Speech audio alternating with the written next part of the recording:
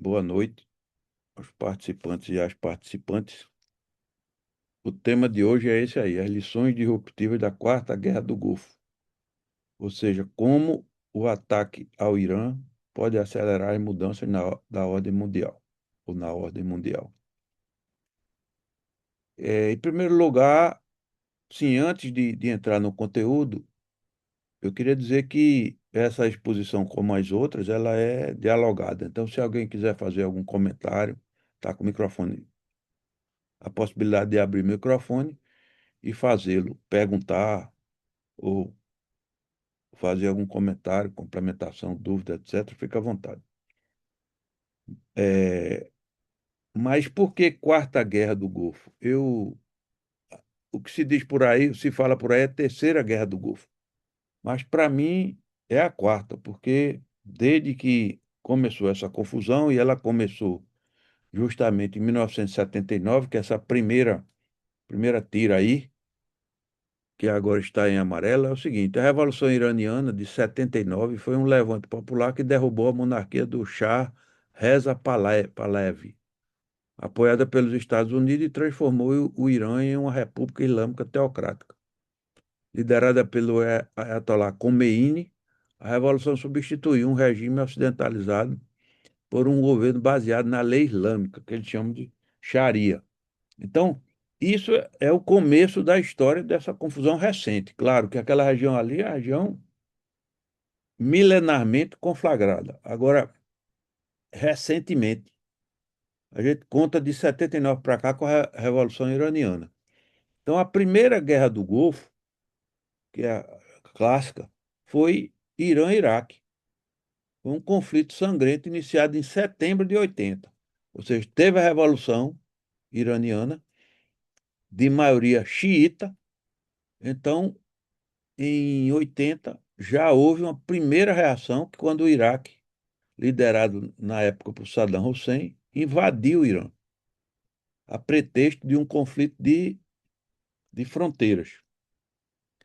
E essa guerra foi motivada por disputas territoriais, medo de expansão xiita após a Revolução Iraniana de 79 e controle petrolífero. A guerra resultou em mais de 1 milhão de mortes. Passou 8 anos de guerra, mais de 1 milhão de mortes, e terminou sendo vencida pelo Irã. Então, o Irã tem tradição de vencer guerra. Isso é uma coisa, digamos assim, que deve ser tratada logo de partida. Essa é a primeira revolução, primeira Guerra do Golfo.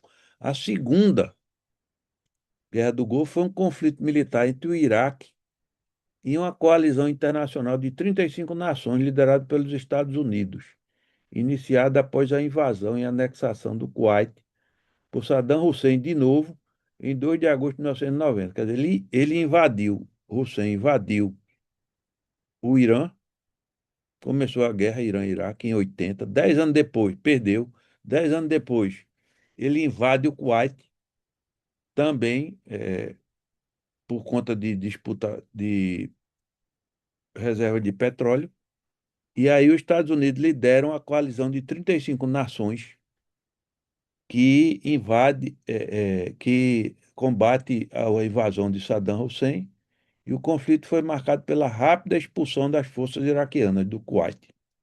Então, Primeira Guerra, Guerra Irã-Iraque. Segunda Guerra, Segunda Guerra do Golfo, a da invasão do Kuwait. A Terceira Guerra do Golfo é comumente referida como a Guerra do Iraque, ou Operação Liberdade do Iraque, iniciada em 20 de março de 2003, por uma coalizão liderada pelos Estados Unidos, que invadiu o Iraque para derrubar o regime de Saddam Hussein, sob a justificativa de eliminar armas de destruição em massa. Depois, isso foi só um pretexto, chegou-se à conclusão que não tinha arma de destruição em massa nenhuma, mas, de qualquer forma, os Estados Unidos iniciam de novo a guerra lá em 2003 e passam 8 anos lá e saem derrotados. É importante, saem derrotados. É importante destacar isso, porque ele saiu derrotado. A, a saída de Bagdá foi semelhante à saída de Saigon na Guerra do Vietnã. Quarta Guerra do Golfo, então, é essa agora. Quarta Guerra do Golfo, iniciada em 28/2, começou com ataques aéreos coordenados pelos Estados Unidos e Israel, chamado de Operação Fúria Épica. A ofensiva atingiu instalações militares e centro de comando no Irã com a morte do líder supremo Ali Khamenei, e visando a limitar o programa nuclear iraniano, desencadeando respostas imediatas de Teherã. Veja, esse é o contexto. Essa região é uma região conflagradíssima. Ela é milenarmente conflagrada e, modernamente, podemos dizer assim, mais conflagrada ainda, por conta da questão do petróleo, né? O que está em jogo ali é o petróleo. Então, a gente tem uma situação bem típica de disputa por reserva de petróleo. Na verdade, é isso que está acontecendo. Podemos dizer assim. Pois bem, seguindo em frente. A motivação, quer dizer, tem toda um comentário internacional dos analistas, etc., que Trump é uma característica de Trump. Ele é especialista em atividade diversionista, ou seja, ele está diante de uma determinada situação, enfrenta um determinado problema, ele cria um fato diferente daquele ali para chamar a atenção para outro lado, e assim ele vai fazendo sucessivamente. Ele cria fatos quase cotidianos, né? Ele vai criando situações quase cotidianas, inclusive a mais recente, em relação ao Brasil, com a ida de Lula lá, que a gente vai comentar mais na frente. Mas o que se diz é que ele fez isso para tirar a atenção dos famosos arquivos Epstein, porque ele estava em situação de ser criminado, eu digo, punido ele não vai ser, enquanto for presidente, porque a Suprema Corte, de uma forma inédita na história da Suprema Corte, deu a ele um salvo-conduto. Ele pode fazer qualquer coisa na presidência da República, ele não será processado, enquanto presidente. Então, é, a situação hoje é essa, e disse que ele fez isso para desviar a atenção, criou uma guerra para desviar a atenção dos arquivos Epstein. Então, é, esse negócio dos arquivos Epstein, né, começaram a divulgar, ainda que com os nomes taxados, não sei o quê, mas é uma coisa absurda de quantidade de personagens que tem lá, inclusive, o famoso físico Hawking, que é esse cara aí. Tem fotografia dele aí com as moças lá na ilha de Epstein. Então, entre eles, diversas criaturas como Bill Gates e outros, eh, que foram flagrados lá pelo Epstein. Epstein dizem que é uma figura controversa e ninguém sabe direito qual a origem dele, se ele fazia isso, por que é que ele fazia isso. O fato é que dizem até que ele era agente da Mossad. O fato é que e dizem até que Netanyahu teria informações mais comprometedoras de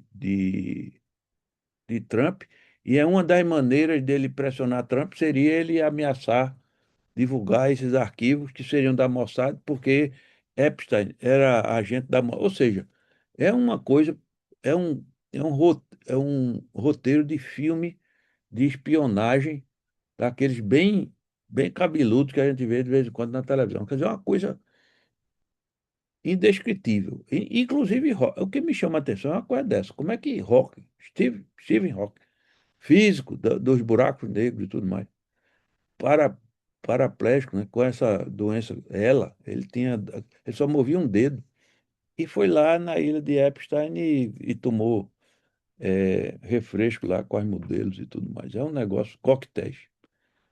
Então, hoje, o que é que existe? As pesquisas apontam que 80% dos americanos acreditam que Trump iniciou a guerra para desviar a atenção dos arquivos Epstein. 80% da, da população norte-americana. Aí começa a chuva de memes, né?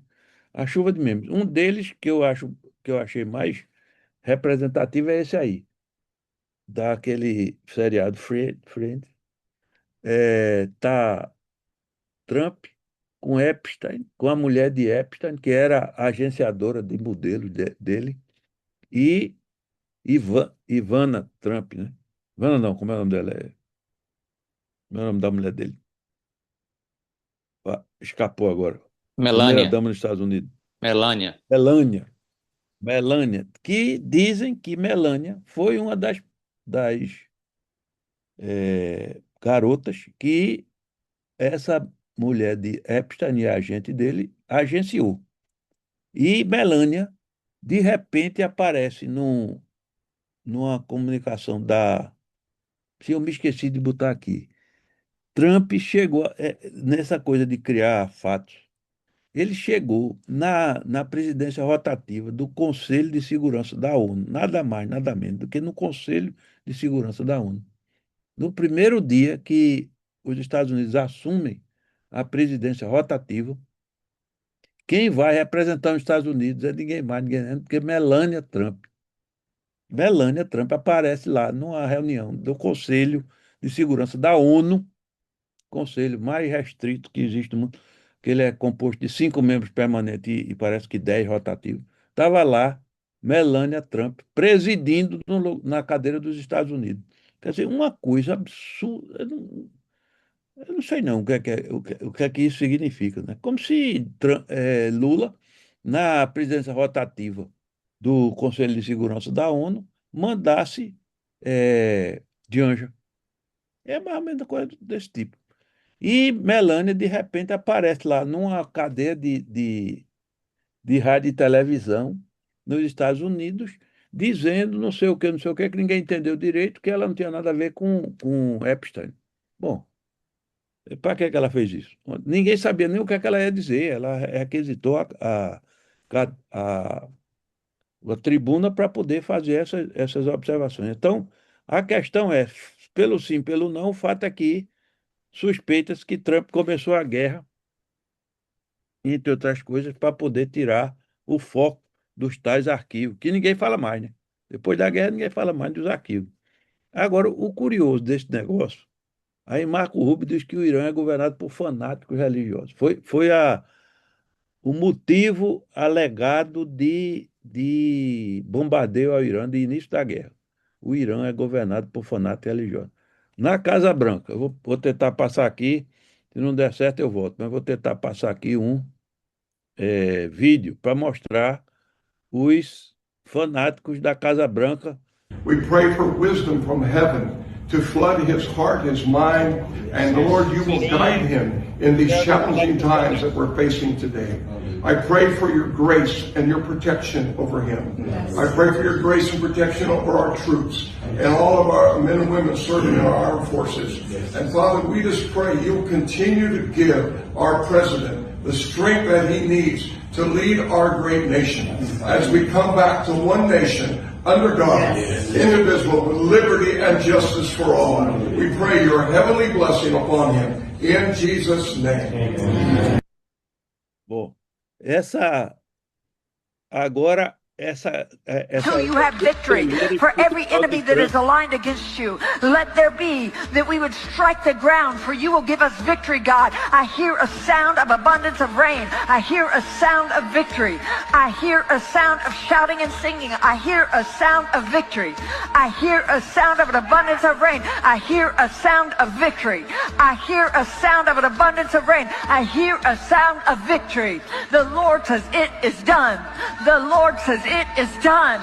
The Lord says it is done.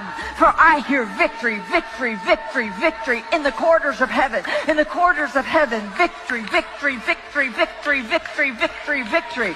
For angels are being released right now. Angels are being dispatched right now. Hamanda ata rata teda baka sanda ata ambo osa tata rite eke banda ata rike didi ashata. For angels have even been dispatched from Africa right now. Africa right now. Africa right now, from Africa right now. They're coming here. They're coming here. In the name of Jesus, from South America, they're coming here. They're coming here. They're coming here. They're coming here. From Africa, from South America, angelic forces, angelic reinforcement, angelic reinforcement, angelic reinforcement. Fika hata anda ata, ora bata rata anda eke manda rasata. For I hear the sound of victory. I hear the sound of victory. I hear the sound of victory. I hear the sound of victory. I hear the sound of victory. I hear the sound of victory. I hear the sound of victory. I hear the sound of victory. I hear the sound of victory. Vocês me desculpem, mas eu passei esse vídeo todo porque isso é inacreditável. Essa criatura é conselheira espiritual de Trump e fez isso num ofício especial no escritório da fé da Casa Branca, onde ela é conselheira sênior. A pastora proclama: a vitória será nossa, e fala que dizer não a Trump é dizer não a Deus. Imagine. Quer dizer, bom, isso aí isso se explica é autoexplicativo. Então vamos voltar aqui para a nossa apresentação. Pois bem, então esse camarada está aí, ela falou isso, mas acontece o seguinte, que Trump resolve invadir o Irã. Eu acho que, no que diz respeito a ele, não acredito que o Pentágono tivesse esse desconhecimento, mas no que diz respeito a ele, um completo desconhecimento do que era o Irã. Essa aí é um mapa de relevo do Irã, esse aí. Veja o que é que acontece. Essa parte aqui embaixo é o Golfo, e o Estreito de Hormuz ali, aquela ponta ali embaixo. Então, o que é que a gente vê aqui? Uma cadeia de montanhas do lado de cá, uma cadeia de montanhas em cima, uma cadeia de montanhas de lado. Só tem um deserto central. Não é por acaso que o Irã está aí. Essa é um outro mapa que mostra. Ele tem embaixo, ele tem contato com o mar da Arábia, o Estreito de Hormuz e o Golfo Pérsico. Aliás, desculpa, o Golfo de Hormuz. E lá em cima, o Mar Cáspio, através do qual ele tem contato direto com a Rússia. Veja, é um negócio absolutamente. Todos os relatos dão conta de que o Pentágono insistiu para que ele não entrasse. Inclusive, o chefe da segurança externa dos Estados Unidos pediu demissão, porque recomendou que não entrasse na guerra, porque a chance de não ganhar é enorme. E não ganhar essa guerra significa perder. Então, esse é o mapa. Esse é um mapa um pouco mais detalhado, quer dizer, cada mapa dá uma informação diferente, mas vejam o que é invadir o Irã. É por isso que todos os especialistas no assunto falam, especialistas em guerra, em conflito bélico, etc., dizem que a invasão do Irã por terra é praticamente impossível. Requereria mais de 500 mil, só para ter o início de mais de 500 mil soldados, o que Trump não consegue mobilizar. Boots on the ground, que chama essas coisas de entrar no terreno. Ele não pode fazer isso, porque o Irã é praticamente ininvadível. Não é por acaso que ele é uma civilização de 5 mil anos e permanece como civilização. Permanece com o prolongamento da Pérsia. O que o Irã hoje é um prolongamento da Pérsia, que nunca foi dominada. Então, isso é uma coisa que esse desconhecimento absoluto de Trump fez ele entrar numa fria. Quer dizer, o que a gente tem hoje, e tem consequências enormes sobre a realidade. Veja, aí aqui está muito claro, em verde é o Irã, vermelho é a Rússia, monstro. A Rússia se comunica diretamente pelo Mar Cáspio com o Irã. Ou seja, não tem marinha dos Estados Unidos no Mar Cáspio. Esse mar é um mar interior.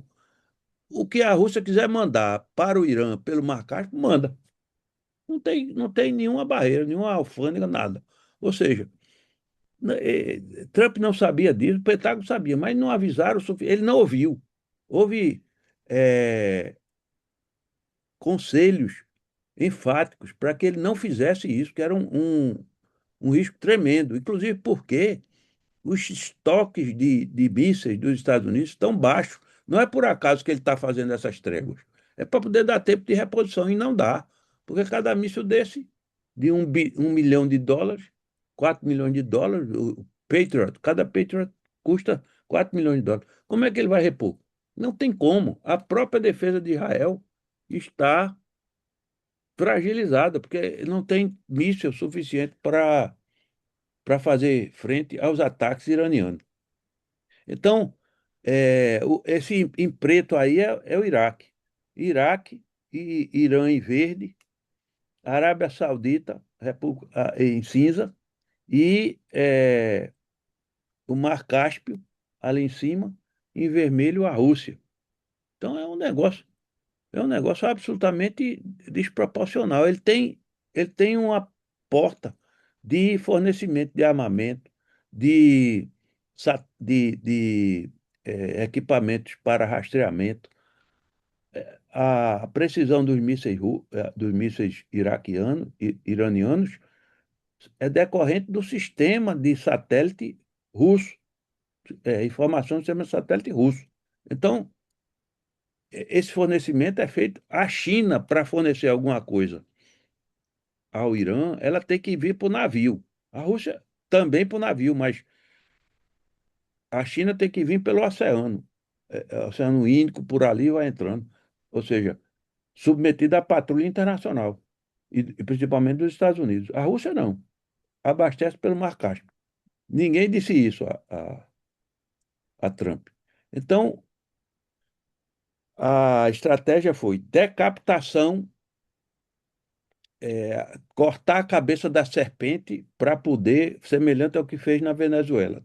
Sequestra o presidente e aí resolveu o problema. Eles mataram o líder. E o líder quis se imolar. Aí ficou evidente isso, que o Ayatollah disseram a ele para ele sair do palácio, ele disse que não saía. Aquele é o palácio conhecido palácio do Ayatollah Supremo. E ele não quis sair. Ou seja, ele está com mais de 80 anos, dizia que estava com câncer, inclusive, ele quis se imolar. A imolação na religião islâmica, em especial no seu ramo xiita, é a porta aberta eu não sei se é céu, não sei o que é, mas lá para cima, é a porta aberta. Então, ele quis dar o exemplo de imolação, ainda por cima. Bem, essas observações são muito interessantes aí. Mataram o líder supremo do Irã e nada mudou. Então, no dia 28 de fevereiro, lançaram a Operação Epic Fury. Mataram Khamenei, destroem bases nucleares e centro de comando. Em 48 horas. Depois disso, o Irã fecha Hormuz e ataca 5 países do Golfo com drones e mísseis. O Pentágono estava paralisado. Vale o contrário. Veja, a doutrina ocidental falhou. Corta a cabeça da cobra. No Iraque, Saddam caiu e o exército se dissolveu. Na Líbia, a mesma coisa. Os Estados Unidos que repetiu o que fez no Iraque na Líbia. No Iraque, prendeu Saddam Hussein e enforcou. Na Líbia, promoveu a invasão do palácio de Gaddafi. Gaddafi foi morto na rua, fugindo a pé. No Irã, 16 líderes eliminados em 3 semanas. A máquina não parou. 22 de março. Quase 100 drones só contra a Arábia Saudita, o maior ataque da guerra. O que ele fez, o Irã? Atacou os portos, tornou inoperante todos os portos americanos nos países de lá do Golfo. Então, isso e colocou em prática a defesa em mosaico, que é uma defesa que o Irã, desculpe, que o Irã aperfeiçoou quase à perfeição. 31 exércitos dentro de um. Em 2008, a Guarda Revolucionária, o IRGC, se dividiu em 31 comandos provinciais autônomos, cada um com drones e mísseis. Um não depende do outro, não estão hierarquicamente subordinados. Não é pirâmide, é sistema operacional. Se Teherã cai, cada província opera sozinha. Foi isso que eles fizeram. Cada cargo tem de 3 a 7 sucessores, na sequência de sucessão. Matou o primeiro, assume o segundo. Está tudo definido lá. A única que tinha dúvida, mas mesmo assim estava já estabelecido, terminou ficando evidente que estava estabelecido, foi a da sucessão de Khamenei, que foi o filho, o Mostafa Khamenei. Ele, inclusive, é mais radical do que o pai. O pai era tido como moderado. Dentro do xiitismo, ele era considerado moderado. Inclusive, tinha uma Sharia, que é uma lei, uma Fátima, aliás, uma lei islâmica que proibia o Irã de fazer bomba atômica. E isso foi assinado pelo Khamenei. O filho, que é uma espécie de líder da Guarda Revolucionária, é muito mais radical e acha que, o que assumiu no lugar dele, que acha que o Irã deve ter a sua bomba atômica. Não é pirâmide. Cada cargo tem 3 a 7 sucessores e autonomia automática quando o centro é cortado, a cabeça é cortada. 350 posições de comando sênior, até 7 sucessores cada, mais de 1.700 pré-autorizados. Está tudo definido lá. Um morreu, vai o seguinte, morreu, vai o seguinte. Para decapitar a Guarda Revolucionária, não basta matar 16 generais, precisa eliminar centenas. 150 mil são a tropa do RGC, que é a Guarda Revolucionária, tem em torno de 150 mil combatentes. Doutrina testada desde 2008, ativada ao vivo em 1º de março. No dia seguinte, foi ativado o sistema de funcionamento autônomo. Isso foi um erro que custou trilhões. O Iraque, em 2003, Saddam caiu, a guerra durou 8 anos. Afeganistão, Bin Laden morreu, Talibã voltou. Irã, 2026, Khamenei morto, líder novo em horas. Hormuz fechado, petróleo acima de $100. Decapitação assume pirâmide. O Irã passou 20 anos garantindo que não fosse. Eu acho que foi mais. Eles dizem, todo mundo diz que foi 20 anos, mas são quase 50 anos de planejamento para um ataque desse. Eles sabiam que o ataque um dia viria, que os Estados Unidos um dia atacariam o Irã. Era uma das probabilidades, era uma possibilidade de probabilidade bem acentuada. E fizeram, acredito que deve ter tido até tese acadêmica sobre o que fazer se os Estados Unidos tentassem invadir ou atacassem o Irã. Passo 1, fecha Hormuz. Passo 2, bombardeia. Tudo isso aí isso tem uma checklist. Esses caras estão tudo com o checklist na mão. Então, esses caras passaram 50 anos se preparando para a invasão dos Estados Unidos. Os Estados Unidos vai e invade na doida, como popularmente se diz. E aí deu no que deu. O sistema se alimenta do próprio ataque. Cada general morto ativa o modo mais autônomo da doutrina. A autoridade dispersa para baixo. Hezbollah, os Houthis e milícias iraquianas operam por lógica local, não por Teherã. O sistema descentralizado não ficou mais fraco, ficou mais imprevisível. Eles não sabem mais quem é que manda, porque já passou, mesmo o sistema de espionagem muito sofisticado, que é a da Mossad e do sistema da CIA, mas o fato é que eles se prepararam para esse momento. E aí vale também um vídeo que mostra com clareza e didática o que é que está em questão aqui. Eu vou passar esse vídeo. Deixa eu ver aqui. Na guerra, todos perdem. Mas aqui eu vou falar especificamente sobre táticas militares. Você já parou para pensar que uma guerra não se vence só com porta-aviões e caças de última geração? Pois bem, o Irã pensou.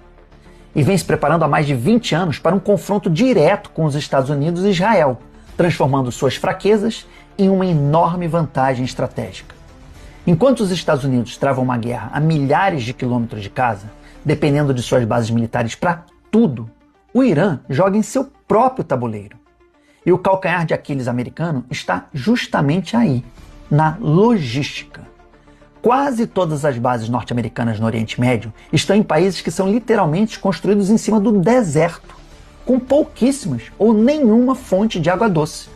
Cidades como Riad, a capital da Arábia Saudita, depende totalmente de usinas de dessalinização para ter água potável. E é aqui que a estratégia iraniana, chamada de defesa em mosaico descentralizada, entra em ação. Por que tentar afundar um porta-aviões de 13 bilhões de dólares quando se pode imobilizá-lo em terra? Com um arsenal de milhares de drones que custam cerca de 20 mil dólares cada, baratíssimos para uma guerra, e mísseis balísticos eficientes, o Irã foca seus ataques em alvos aparentemente simples, mas vitais: os guindastes e equipamentos de reabastecimento nos portos e bases americanos. Sem eles, a caríssima frota norte-americana não passa de metal flutuante inútil. É uma guerra de atrito. Cada míssil Patriot usado para interceptar um drone iraniano custa 4 milhões de dólares. A conta não fecha para o lado americano, que corre o risco de ver seu estoque de interceptadores acabar muito antes dos drones iranianos. Analistas estimam que, no ritmo atual, o estoque de mísseis do Catar, por exemplo, duraria apenas 4 dias. Mas o golpe mais devastador, o verdadeiro checkmate, seria um ataque coordenado às usinas de dessalinização. É o que os analistas chamam de cenário de pesadelo. Sem elas, cidades inteiras ficariam sem água doce em menos de 2 semanas. O Irã não precisa de uma arma nuclear para colocar os aliados dos Estados Unidos de joelhos. Basta desligar a torneira. Estudando as derrotas americanas no Iraque e no Afeganistão por 20 anos, o Irã aprendeu a não lutar o jogo do inimigo. Ele criou o seu próprio jogo. Uma guerra de resistência, paciência e inteligência, onde a logística vale mais do que a força bruta. A ver os próximos passos. Esse é uma característica da guerra, dessa guerra. Ela é feita com um nível de preparação. Os Estados Unidos encontraram, apesar de ter a maior marinha do mundo, apesar de ter a maior capacidade bélica do mundo, ela encontra uma situação de uma guerra assimétrica, onde o Irã está lutando pela sua sobrevivência, a sobrevivência do regime e do país, enquanto que os Estados Unidos fazem uma guerra de opção. Tomou a decisão de fazer isso. Tem uma coisa curiosa, que também para Israel é uma guerra de sobrevivência, porque na cabeça do regime sionista, a existência do Irã significa uma oposição à existência de Israel.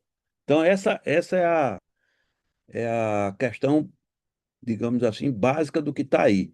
Enquanto os dois se enfrentam como guerra de sobrevivência, Israel versus Irã, os Estados Unidos entram com a guerra opcional e terminou dando um tiro no pé. Os Estados Unidos deram um tiro no pé por conta da impulsividade de Trump, seja lá por que razão for, porque ele entrou, não ouviu o Pentágono. Tem um secretário da Defesa que pediu para mudar o nome do negócio, ele passou a ser secretário da Guerra, um tal de Pete Hegseth, um louco, fanático, cruzadista, era comentarista da rede de televisão lá, aquela que apoia o Trump, Fox News, e, e foi da Guarda Nacional, nem do Exército foi. Se eu não me engano, foi expulso da Guarda Nacional. Então, o cara é louco, é, não tem experiência, demitiu ele fez cortou a cabeça, tentou cortar a cabeça dos, do esquema de poder do Irã e terminou cortando a própria cabeça do esquema de poder dos Estados Unidos, demitiu todos os generais do primeiro escalão e colocou outros generais, segundo ele imagina, mais afinados com a sua doutrina de Guerra Santa. Ele tem uma doutrina de Guerra Santa. Bom, então outro comentário também muito importante é esse cara, esse Trevisan, ele é muito bom, talvez seja o melhor comentarista, mais didático, comentarista internacional hoje, que frequenta os noticiários e também os podcasts por aí. Então, vou colocar as observações dele esse aqui é mais rápido. O que é Né? que ele diz? Então, portanto, quando nós estamos olhando para isso, talvez nós tenhamos que entender que o Irã está mais forte do que a gente imagina. Primeiro. Segundo, quem tem a carta na manga, quem tem o poder, desculpe a minha franqueza, peço desculpa antecipada, não são os Estados Unidos, é o Irã. E o nome dessa carta é Hormuz. Sem Hormuz, mais de 25% do petróleo não chega ao Ocidente. Por enquanto, os países não estão pressionando muito o preço do petróleo, apesar de ele já ter subido para US$ 80, estão pressionando muito porque eles estão observando. Se a guerra continuar, se o Irã tiver que, de fato, cercar o conflito, o Estreito de Hormuz com com minas submarinas, adeus petróleo. Então, portanto, olha, essa situação é tão grave que cortar Hormuz não interessa nem para a China, para ninguém. Porque, na prática, se o PIB já foi pequeno em 2025, em 2026 pode ser bem menor se você cortar a oferta de petróleo. É nesse contexto que a gente precisa entender o poder do Irã. Ah, Israel ataca. Sim, Israel tem os céus de Telã, para usar a expressão clássica. Isto não significa que o Irã será amanhã tomado por qualquer força estrangeira. Isso é sonho de noite de verão. Isso não vai acontecer. Então, a situação é muito grave pro, Trump entrou na guerra, mas não sabe como sair. Na verdade, ele ficou numa posição que fragilizou muito. E ele está lá.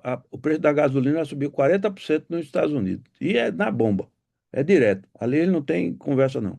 Aqui arranja jeito de subsidiar, tira o imposto, porque lá é direto na bomba. Então a situação hoje é que a bomba, o Trump está entalado em Hormuz. Está ele ali. Eu gostei dessa charge muito interessante. Ele entalou-se em Hormuz e não sabe como sair. Esse é o drama. E, por outro lado, não dá o braço a torcer e a confusão está estabelecida e a confusão está armada. Isso, veja, outra coisa também interessantíssima, que o Irã vai fazendo as ameaças à prestação. Ele não, o que me faz crer que a estratégia está escrita, desenhada, escrita e disseminada. Então, quem está conduzindo a estratégia está conduzindo segundo o roteiro, o script estratégico de resposta. Essa, essa postagem é das Forças de Defesa de Israel. O que é que ele diz? O regime terrorista iraniano lançou um míssil de longo alcance pela primeira vez desde o início da Operação Leão Rugidor, que é como ele se chama lá em Israel. A guerra se chama lá em Israel. Que poderia atingir uma distância de aproximadamente 4.000 quilômetros. Se imaginava que os mísseis que o Irã tinha só atingiam 1.000 quilômetros de distância. O Irã soltou um em direção à aquela base que o norte-americano tem no Oceano Índico, 4.000 quilômetros de distância. O bicho caiu perto. Não caiu nem na base, caiu perto. Durante a Operação Leão Ascendente, em julho de 2025, as Forças de Defesa de Israel revelaram que o regime iraniano tinha a intenção de desenvolver mísseis com alcance de 4.000 quilômetros, o que representaria um perigo para dezenas de países da Europa, Ásia e África. Quer dizer, só quem pode ter mísseis de longa distância é Israel, o que ele está dizendo aí, e os Estados Unidos. O regime iraniano negou essa alegação. Já vínhamos dizendo isso. O regime terrorista iraniano representa uma ameaça global. Agora, com mísseis capazes de atingir Londres, Paris ou Berlim. O regime terrorista iraniano realizou ataques contra 12 países da região. Está desenvolvendo uma capacidade que representa uma ameaça muito mais ampla. Está aqui. Ele soltou um míssil na base de. Me esqueci do nome da base lá no Oceano Índico. E mostrou que a capacidade dele é de atingir Londres. Ele atinge Londres e também Madrid. Só não atinge Lisboa. Lisboa está fora. mas todas as capitais europeias podem ser atingidas por um míssil de longo alcance iraniano. Foi uma jogada, um cheque, não foi checkmate, mas foi um cheque que ele deu no tabuleiro, mostrando que, ó, o que a gente é capaz. Por que que os Estados Unidos estão, então, fracassando na guerra contra o Irã? Até a CNN admite, isso é uma postagem da CNN. Os Estados Unidos estão perdendo a guerra contra o Irã. De Hormuz ao programa nuclear, passando pelo colapso da expectativa de revolta interna. O roteiro de Washington simplesmente não funcionou. Quando a própria mídia ocidental escancara as 7 razões do fracasso, fica claro que a correlação de forças mudou. Quais são as sete evidências do fracasso? 7 razões pelas quais a superpotência não conseguiu vencer o conflito. Primeiro, a realidade está fora de controle. A complexidade do conflito se provou avassaladora. O andamento da guerra e suas consequências regionais e internacionais estão saindo rapidamente do controle da administração de Trump. O bloqueio do Estreito de Hormuz, que significa a decisão do Irã de fechar a passagem, provou que reabrir a força não é tarefa fácil. Essa jogada causou um aumento brutal e imediato nos preços globais de petróleo e combustível. Os Estados Unidos tentaram, meteram uma fragata lá, caiu logo um míssil em cima da fragata, eles correram. Não consegue de bloquear o estreito sem a vontade do Irã. Terceiro, a força das instituições iranianas. Os cálculos dos Estados Unidos sobre uma rápida queda ou colapso do Estado falharam miseravelmente. A continuidade das instituições e a eleição de um novo líder supremo fecharam de vez as esperanças de Washington. O tempo joga contra. A completa incapacidade de Washington de ditar a regra do jogo e encerrar a guerra no momento que mais lhe convém. Os Estados Unidos perderam o controle do relógio. Quinto, o trunfo nuclear. A CNN aponta o programa nuclear iraniano como um fator crucial para a derrota tática americana. O fato de Teherã ainda manter e proteger seu estoque de urânio altamente enriquecido muda toda a equação de poder no conflito. 6. A ilusão da revolta. A expectativa ocidental de que haveria um levante popular massivo de dentro para fora contra o governo iraniano em meio à guerra foi totalmente frustrada e descartada. E crise da frente doméstica. O efeito bumerangue, as graves tensões, o desgaste político e a polarização gerada pelo prolongamento da guerra dentro da própria sociedade americana. Ou seja, as 4 razões apontadas pela CNN pelas quais os Estados Unidos não podem ganhar essa guerra. E esse outro comentário desse Conrado Lima, ele mostra que 5 eras acabam ao mesmo tempo. Se o Irã sobreviver a essa guerra, e nenhuma delas começou ontem. Quais são? Primeiro, o momento unipolar. Desde 91, os Estados Unidos operam como única superpotência. Segurança, comércio e moeda giram em torno de Washington. Quando o país sobrevive a um ataque dos Estados Unidos e Israel, essa centralidade racha. A alternativa se prova viável. A unipolaridade não acaba com a derrota. Acaba quando o outro polo se torna legítimo. 2. Era 2. A era do sistema de petróleo em dólar. Isso tem graves repercussões sobre a moeda americana. Desde os anos 70, o petróleo é precificado em dólar. Em troca, Estados Unidos garante segurança aos sauditas. Mísseis iranianos já atingiram o território saudita. Hormuz fechado há 3 semanas. Barril a $119. Se a proteção americana não funciona, por que precificar em dólar? Um drama. Era 3. A ordem do pós-guerra. A OTAN, ONU, FMI, tudo construído após 1945, roda em 2 coisas: dólares americanos e credibilidade americana. Trump pediu uma coalizão para reabrir Hormuz. Os aliados recusaram. Ele chamou a OTAN de tigre de papel. Quando o líder da ordem chama a própria ordem de irrelevante, a ordem já acabou. Era 4. A própria União Americana. Polarização nos Estados Unidos no nível mais alto já registrado. 80% dizem que os partidos não concordam nem sobre os fatos. A única cola que funciona é a economia compartilhada. Se o dólar cai e o custo de vida sobe, ela se dissolve. Um país dividido sem prosperidade comum não é um país. São dois, né? Era cinco séculos de dominância ocidental. Desde 1492, com a descoberta da América, potências ocidentais dominam potências asiáticas. Colônia, Bretton Woods, hegemonia do dólar. O Irã não precisa vencer, precisa sobreviver. Isso é um aspecto importantíssimo da história. Ele não tem que ganhar a guerra e até nem tem como ganhar. Mas se ele sobreviver, ele ganhou. Sobreviver já prova que o sistema não é infalível. Se esse tipo de clareza lhe interessa, o cara está pedindo para seguir. Bom, aí o dólar já está perdendo terreno. Em 2011, o dólar era 72% das reservas globais. Em 2005, caiu para 57%, que é a quantidade mínima em 30 anos. A China importa 11,8 bilhões de barris por dia. A Rússia é o seu maior fornecedor, $0. Inclusive, quando o Irã estava permitindo a passagem de petroleiros por Hormuz, os Estados Unidos não tinham bloqueado os portos ainda, a taxa que o Irã estava cobrando era em yuan, moeda chinesa. O sistema não quebra de uma vez, ele vai rachando até que um evento acelera tudo.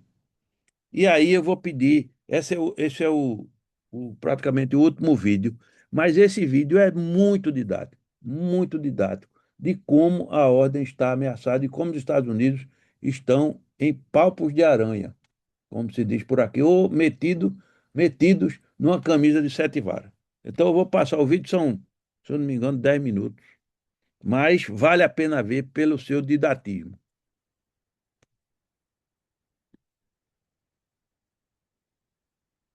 Lá vai. A pergunta que Aliás, ecoa nos 16 corredores de Wall Street e ao redor do Mas eu vou mundo é: acelerar quem algumas ainda vai acreditar nos Estados Unidos depois disso? Esse daqui é o evangelho mais diferente entre os Isso quatro. é porque tá Enquanto direto no Mateus, YouTube, aí Lucas aconteceu e isso. Marcos Pode contam botar. Durante décadas, o mundo financiou o estilo de vida americano comprando sua dívida pública, acreditando que o dólar era o porto seguro. Mas com uma dívida que cresce exponencialmente, uma indústria que fugiu para a China e uma guerra que ameaça a própria âncora do dólar no petróleo, a confiança está evaporando. Se os credores pararem de emprestar dinheiro, o império desmorona. Neste vídeo, vamos dissecar como a maior potência da história se encurralou em uma armadilha de dívida pública, da qual pode não haver saída. Prepare-se, porque o que vamos mostrar é o roteiro do colapso de um sistema que todos juravam ser eternos. Mas antes de entrar no tema enorme da dívida pública. O princípio básico de qualquer economia saudável é simples. Você não pode gastar sistematicamente e para sempre mais do que arrecada.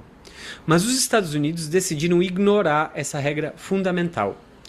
Hoje, a dívida pública americana não apenas cresce, ela acelera acima de qualquer taxa de crescimento econômico real. Estamos falando de um cenário onde os gastos públicos oficiais ultrapassaram a marca astronômica de 7 trilhões de dólares por ano. Imagine esse valor. É uma cifra que desafia a compreensão humana. O governo gasta cada vez mais do que consegue arrecadar através de impostos e de produção.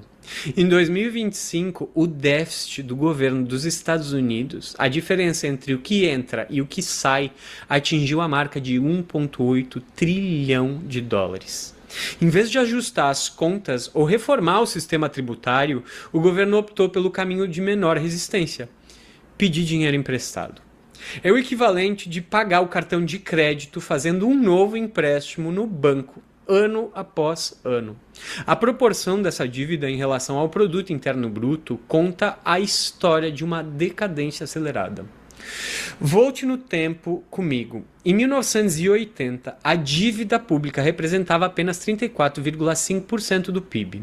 Era algo gerenciável, quase saudável. Em 2000, essa marca subiu para 58,7% do PIB. Mas o salto real veio agora. Chegamos em 2026 e a dívida pública dos Estados Unidos atingiu o absurdo 124,8% do PIB. O montante total bateu a casa dos 39 trilhões de dólares. Para dar um rosto a esse número, isso significa que cada contribuinte norte-americano, do operário ao engenheiro de software, carrega nas costas uma dívida de 357 mil dólares. Qual o problema disso? Confiança. O sistema financeiro é baseado na crença de que o governo vai devolver o dinheiro. À medida que a montanha cresce, os credores perdem a fé. O resultado é que eles cobram juros cada vez mais altos para aceitarem os títulos do governo dos Estados Unidos. O custo para manter essa dívida, apenas os juros, bateu 1 trilhão de dólares ao ano em 2025. Dinheiro que não constrói escolas, não asfalta estradas e não investe em tecnologia. Dinheiro que apenas alimenta o monstro da dívida. Mas nem sempre foi assim. Para entender como os Estados Unidos chegaram a esse buraco, precisamos entender como eles chegaram ao topo. No século XX, os Estados Unidos foram a maior potência que o mundo viu. E eles não chegaram lá por acaso ou apenas pelo livre mercado como pregam hoje.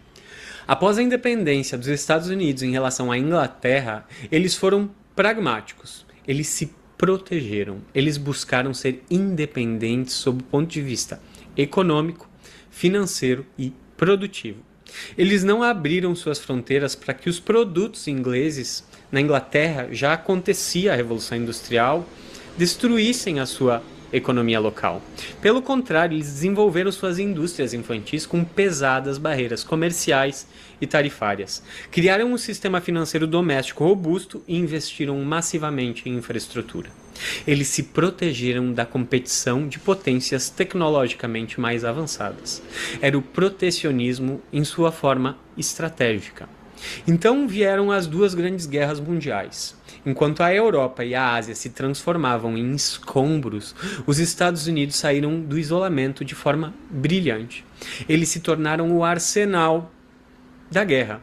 Venderam produtos industriais, ofereceram empréstimos e, ao final da Segunda Guerra, possuíam a maior capacidade industrial do planeta. Eles eram ricos em trocas comerciais, exportavam tudo para todos. Isso criou a lendária classe média industrial americana. A receita era infalível: alta produtividade, exportações maciças e desenvolvimento tecnológico de ponta, da computação à internet. Naquela época, o crescimento da renda nos Estados Unidos era real e a arrecadação de impostos era funcional. Os mais ricos chegavam a pagar quase 90% de imposto de renda nas faixas mais elevadas do país. O resultado é que a dívida pública caía e o país estava no azul. Mas o sucesso gerou arrogância. Quando a União Soviética colapsou, os Estados Unidos acreditaram que tinham vencido a história. Eles se tornaram a única superpotência do mundo e decidiram que o mundo inteiro deveria seguir um único modelo: a globalização radical e o livre mercado. Ironia do destino. Os Estados Unidos começaram a promover exatamente o que a Inglaterra tentou impor aos Estados Unidos no século XIX. O liberalismo é uma visão de que as fronteiras nacionais deveriam desaparecer para o fluxo de capital. Os países foram pressionados a privatizar setores estratégicos como a energia e os minérios, cortar gastos sociais, diminuir o tamanho do Estado na economia e desregular os fluxos financeiros. Eles disseram que o livre mercado traria benefícios para todos, mas do ponto de vista da segurança nacional, os Estados Unidos deram um tiro no próprio pé. Seus próprios empresários, em busca de lucro imediato e redução de custos, começaram a transferir as fábricas para onde a mão de obra era mais barata. A produção industrial dos Estados Unidos deslocou-se massivamente para a Ásia e particularmente para a China. Mas não foram apenas as máquinas que viajaram. Com as fábricas, migraram os empregos, o poder de consumo do trabalhador americano e a base tributária do governo. O Estado americano abdicou da produção que garantia o seu orçamento. O país que antes exportava carros e tecnologia para o mundo inteiro passou a exportar empregos e importar produtos prontos. Não tem nada mais comum do que um autor morrer na praia. Passou meses escrevendo, talvez anos, pesquisou. Enquanto os Estados Unidos se desindustrializavam em nome do lucro financeiro, a China seguia um caminho oposto. Pequim não seguiu o modelo liberal de Washington. Eles observaram a história e mantiveram o controle sobre os setores estratégicos. Na China, os bancos não funcionam para especulação desenfreada. Eles investem de acordo com os planos quinquenais do Estado. Se o governo quer desenvolver semicondutores ou energia verde, o crédito flui para lá. Os recursos naturais, como as valiosas terras raras, são tratadas como ativos estratégicos de longo prazo, não como mercadorias de liquidação. Nas últimas 3 décadas, a China atraiu as fábricas do mundo, aprendeu com elas, absorveu tecnologia e depois desenvolveu a sua própria. O resultado é avassalador. A produção industrial chinesa aumentou em 8 vezes entre 2004 e 2023, 800%. Hoje a China produz o dobro do que os Estados Unidos e a União Europeia. E aqui reside a armadilha para o povo americano. O cidadão comum ainda quer manter o padrão de vida e o consumismo desenfreado das décadas passadas, mas agora compra produtos produzidos na China. Isso criou o segundo grande buraco na economia americana, o déficit comercial. Os Estados Unidos agora têm 2 problemas gigantescos. Gastam mais do que arrecadam internamente, é o déficit público, e compram mais do que vendem externamente, é o déficit comercial. Eles só conseguiram sustentar isso até agora porque o mundo ainda aceitava que eles imprimissem papel, a dívida pública e dólar, e chamassem isso de valor. Você deve estar se perguntando se a situação é tão ruim porque o dólar não colapsou ainda. A resposta está na década de 70, em um acordo que moldou a geopolítica moderna. Após a Segunda Guerra Mundial, o dólar era a única moeda confiável, porque os Estados Unidos eram a única fábrica do mundo. Mas quando a indústria começou a fraquejar, eles precisavam de uma nova âncora. Eles fizeram um pacto com a Arábia Saudita, a dona das maiores reservas de petróleo do mundo. O acordo era simples. Os Estados Unidos protegeriam os monarcas do Golfo contra as ameaças externas como o Irã. E em troca, a Arábia Saudita, o Catar, os Emirados, o Kuwait venderiam todo o seu petróleo exclusivamente em dólares. Como todo país precisa de energia para funcionar, todo país do mundo passou a ser obrigado a acumular dólares no seu banco central. Isso criou uma demanda artificial pela moeda norte-americana. Os dólares saíam para o mundo e voltavam para a Bolsa de Nova York e para os títulos da dívida pública dos Estados Unidos. Esse sistema, o petrodólar, dava aos Estados Unidos a segurança de que sempre haveria alguém para financiar seus gastos públicos. Não importava o quão irresponsáveis os governos fossem. O mundo financiava o império, mas esse pilar está ruindo. A capacidade industrial americana estagnou diante da Ásia e, para piorar, os Estados Unidos se envolveram em conflitos intermináveis no Oriente Médio. A guerra com o Irã mudou tudo. Ao tentar sufocar Teherã, os Estados Unidos provocaram uma reação que fechou as principais rotas de escoamento de petróleo das monarquias árabes. A ancoragem do dólar no mercado de energia começou a sangrar. Entramos agora na fase do colapso. Quando você liberaliza sua economia e perde suas fábricas, você perde a capacidade de planejar o seu futuro. O governo americano hoje é um refém de seus próprios gastos fixos.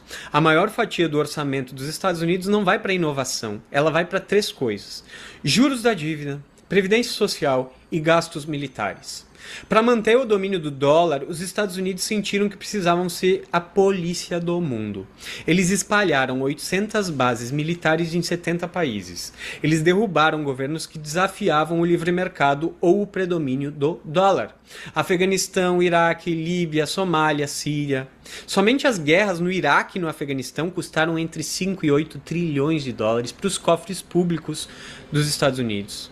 E agora, em 2026, a situação escalou para uma guerra direta ou com o Irã, para tentar manter o controle sobre o petróleo e o sistema do petrodólar. Mas a Guarda Revolucionária Iraniana e o regime dos ayatollahs revidaram de forma estratégica. Fecharam o Estreito de Hormuz para passagem de navios. E aqui vem o golpe de misericórdia. Eles estão liderando um movimento para obrigar o mundo inteiro a pagar petróleo em yuan chinês. Até mesmo as monarquias aliadas dos Estados Unidos, vendo para onde o vento sopra, vão ter que começar a diversificar as suas vendas. Se o dólar perde sua função como moeda única da energia, ele perde sua utilidade global. E sem essa utilidade, quem vai continuar comprando a dívida de um país que deve 39 trilhões de dólares? O cenário final é sombrio. Se o dólar perde sua âncora energética, os países com superávit não verão mais sentido em acumular reservas em moeda americana. Isso corta a linha de suprimento de oxigênio da economia dos Estados Unidos. Mas o Estado americano não consegue parar de gastar. Os custos militares na guerra do Irã agora chegam a 2 bilhões de dólares por dia. O orçamento militar saltou de 1 para 1,5 trilhão de dólares em 2026. Mas lembre-se, no modelo liberal, eles acreditam que devem diminuir impostos para atrair investimentos. Então, de onde virá o dinheiro? Os investidores internacionais estão fugindo. Os credores internos, os super ricos que não pagam impostos, agora cobram juros de agiota para emprestar ao próprio governo. E com o orçamento todo drenado pela dívida e pela guerra, como os Estados Unidos pretendem competir com a infraestrutura e a tecnologia da China? Eis o problema da dívida pública dos Estados Unidos. Ela não tem solução técnica dentro do sistema atual. Ela vai continuar aumentando até que a última gota de credibilidade evapore. A liberalização destruiu a capacidade produtiva, a inovação estagnou e a indústria foi parar no estrangeiro. Os investidores de Wall Street só buscam lucros financeiros rápidos sem gerar valor real na produção. Não há mais um projeto de nação como houve no pré-guerra e no pós-guerra. O que vemos é a inércia de um império que se esqueceu de como se constrói e aprendeu apenas como se empresta. Todo império cai. E a história nos ensina que eles caem quando ninguém mais acredita na sua dívida. Hoje, a cada 6 meses, o mundo assiste ao espetáculo patético do governo americano ameaçando paralisar por falta de orçamento. Não é apenas uma crise política, é o som do motor de uma era enguiçando. O dólar já foi tão bom quanto o ouro. Hoje, ele é apenas um papel assinado por um devedor que não tem como pagar. A pergunta não é mais se, mas quando. E a resposta pode estar mais próxima do que as planilhas de Washington ousam admitir. Não se esqueça de se inscrever no canal e curtir o vídeo, que aqui a gente... O que acharam? Pouco longo, mas é muito didático. Eu fiz questão de colocar ele todo, porque tem muito. Eu vou deixar aqui o link também, o endereço, porque quem quiser ver depois com calma, vale a pena ver, porque é impressionante esse menino, Felipe Zozzi. Muito didático ele e, para mim, fez a apresentação mais completa em curto espaço de tempo da situação dramática que os Estados Unidos, na qual os Estados Unidos está se embreando cada vez mais. E essa guerra, pelo custo dela, que é altíssimo, cerca de 2 bilhões por dia, é um absurdo de dinheiro, gasto, e uma das razões porque ele veio o cessar-fogo, porque diminui o gasto direto, né? Mas, de qualquer forma, é muito cara e só faz piorar a situação econômica dos Estados Unidos com o aumento do déficit e, portanto, o aumento da dívida. Bom, mas que impacto tem isso tudo no Brasil? É, até a reunião da semana passada, de Trump e Lula, o entendimento que havia era que a situação era muito dramática para o Brasil, porque assim que Trump resolvesse lá, saísse, tirasse o pé do atoleiro do Oriente Médio, para mostrar serviço, ele ia se voltar para a América do Sul. Inclusive, esse carrossel feito pela Intercept Brasil é muito interessante, que ele aponta que ele não pararia por aí, né? Trump quer dominar a América Latina, sequestrou o presidente da Venezuela, continua bombardeando barcos no Mar do Caribe e no Pacífico. Fez parceria com o Equador para ameaçar a Colômbia e está impondo um bloqueio naval contra Cuba. Trump criou uma aliança de países latino-americanos, chamada de Escudo das Américas. Ele fez isso, com o pretexto de combater o narcotráfico. Já fazem parte dela suas principais aliadas na região, como a Argentina, de Javier Milei, El Salvador, do Bukele, e o seu real objetivo, estabelecer controle por meio de força militar. O documento Estratégia de Segurança Nacional, também é verdade, divulgado pelo governo de Washington no final de 2005, reconheceu estabeleceu, registrado, o corolário Trump. Ele autoriza os Estados Unidos a retomar a doutrina Monroe, estão chamando até de doutrina Donroy, que defendia a América para os americanos e usar a força militar para se impor sobre os demais países do continente. Essa estratégia vem sendo chamada de doutrina Donroy, Donald mais Monroe, e é a partir de suas diretrizes que os Estados Unidos se consideram no direito de intervir na América Latina, diretamente e militarmente. Os Estados Unidos estabeleceram uma parceria com o Equador para iniciar uma ação militar dentro do próprio território equatoriano, o que inclui o estabelecimento de um escritório permanente do FBI por lá. Já existem braços da Agência Antidrogas, que é a DEA, e do Departamento de Segurança Nacional, DHS, dos Estados Unidos no país. Recentemente, uma das bombas lançadas por militares no Equador chegou a atingir o território da Colômbia. E os Estados Unidos já sinalizam que o presidente Gustavo Petro está na mira de Trump. Trump dizendo para Rubio, aí num vídeo que ele diz claramente, o seu próximo alvo será Cuba. Ele está esperando, mas diz, vamos acabar com esse primeiro, nós poderíamos atacar todos eles ao mesmo tempo, mas coisas ruins podem acontecer. Uma das ações mais simbólicas da política de Trump para a América Latina é a Operação Lança do Sul, ataques indiscriminados contra barcos pequenos no Mar do Caribe e do leste do Pacífico. Já foram realizadas 46 agressões desde setembro, que mataram quase 60 civis. Os Estados Unidos afirmam que as vítimas faziam parte dos cartéis de droga, mas não se dão ao trabalho sequer de nomear quem eram. Existem suspeitas de que muitos dos mortos eram apenas pescadores. Que direito os Estados Unidos têm de matar civis?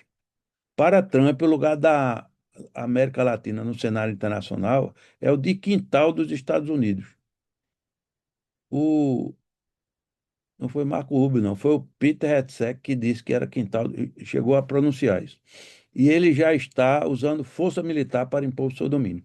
O Brasil, como liderança regional, busca reforçar a soberania dos países vizinhos e fomentar a cooperação local. São objetivos incompatíveis com o corolário Trump. E já existem vários sinais de que está em curso uma tentativa de interferência por aqui. Bom, esse aqui é o último vídeo rápido, sobre a base militar no Paraguai, que representa os Estados Unidos estão cercando o Brasil. Essa é uma observação muito interessante. É rápido esse vídeo aqui. Vai logo.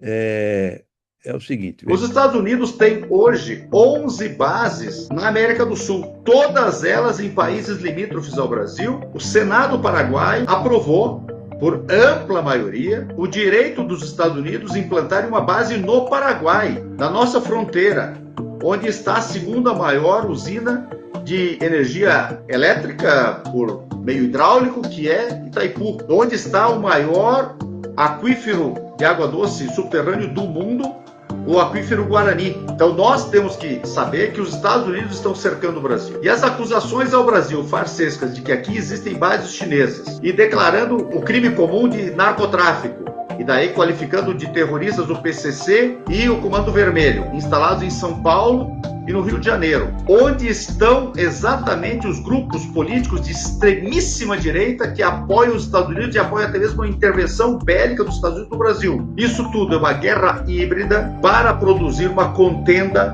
bélica contra o Brasil. Pelo petróleo, pela Petrobras, pelo urânio, pelas terras raras, pela Amazônia, pela água e, claro, por o Brasil ousar estar no BRICS e ousar querer um mundo multilateral que abandone o dólar e crie capacidade, em primeiro lugar, de comercialização com moedas dos países conversíveis e, em segundo lugar, criar um sistema próprio para as compensações internacionais. Bom, terminou. Então, eu vou voltar aqui. Bom, ideia, então, até a semana passada, até quarta-feira, ou quinta-feira, era essa, de que a Donald Trump ia só esperar resolver a bronca lá ou pelo menos sair honrosamente do Irã, para colocar suas baterias sobre a América Latina, inclusive porque ele precisava, já que ia sair arranhado de lá, ele precisava de um motivo, digamos assim, geopolítico nobre e bem-sucedido para poder contentar o seu eleitorado aí já na eleição de novembro. Mas aí acontece o encontro Lula-Trump, Trump-Lula. Esse encontro, pelo que a gente pôde acompanhar, ele foi provocado pelo próprio Trump, que teria ligado para Lula na semana anterior, pedido para ele ir lá para conversar, e, segundo o noticiário, chegou a se despedir usando a expressão I love you. Então, o que é que isso significou? Um pouco contraditório com, com as tendências que a gente viu antes. O que é que isso significou? Quer dizer, recebeu Lula no portão principal lá da Casa Branca, tapete vermelho,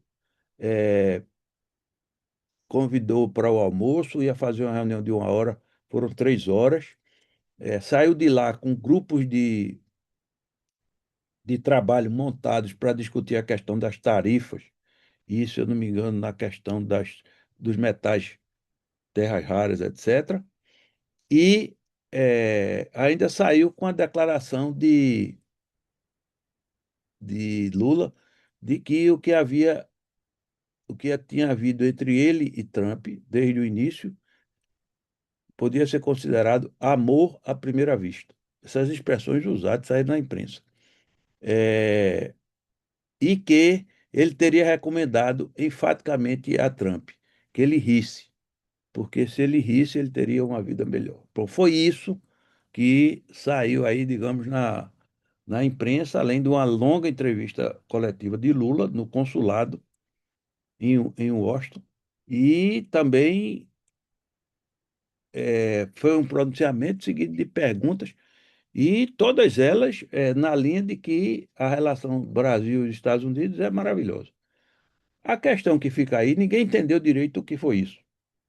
Então, tem várias interpretações por aí. Uma delas é de que Trump está usando mais uma vez a sua manobra diversionista, ou seja, diante de uma situação problemática, lá no Oriente Médio, ele cria um outro fato, que é trazer Lula. Lula é um chefe de Estado bem-quisto internacionalmente, né? Talvez um dos mais bem-quistos assim, no ranking internacional. E o fato dele receber Lula e se dar bem com Lula e manifestar isso publicamente é uma coisa boa para ele, seria uma coisa boa para ele. Bom, seja lá por que razões for que isso tenha acontecido, o fato é que isso muda um pouco a perspectiva. Quer dizer, essas fotografias aí são ótimas para Lula do ponto de vista eleitoral. Então, por que Trump faria isso de graça para Lula? Algum interesse ele tem.